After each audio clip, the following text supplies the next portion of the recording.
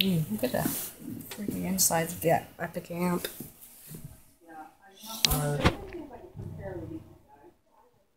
Oh, the excursion.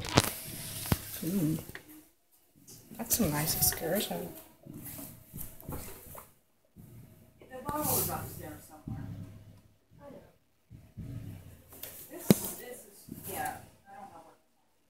It's bottoming out a little.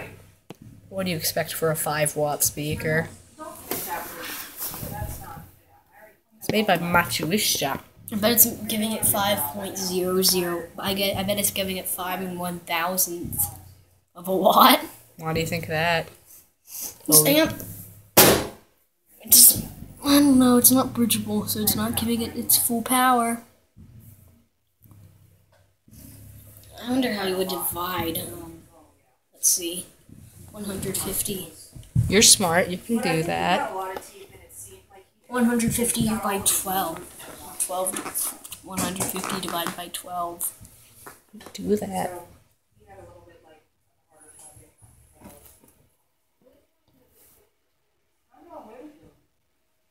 It's rippling really bad.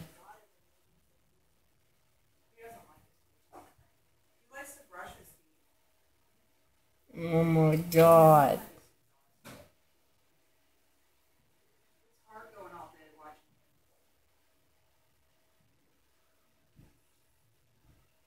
That would be 12.5. So it's giving it 12 watts. I can't believe you can do that in your head.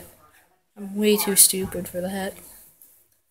So it's giving it 12 or half a watt. So what would the 0.5 be? Probably the center. There's almost nothing there.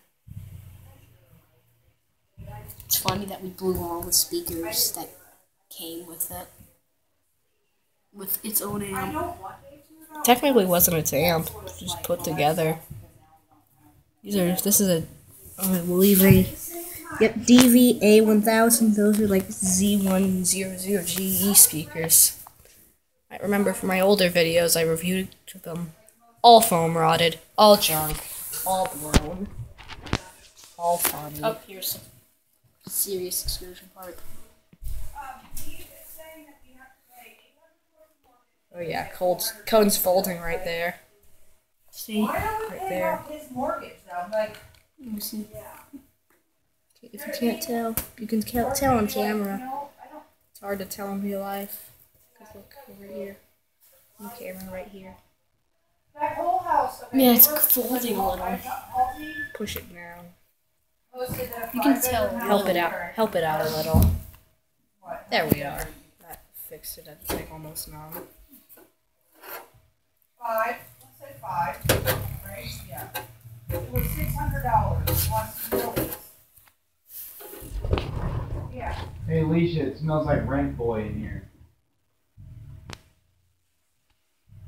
Too old of a joke. I don't get it. Rippling. But my brain's not working.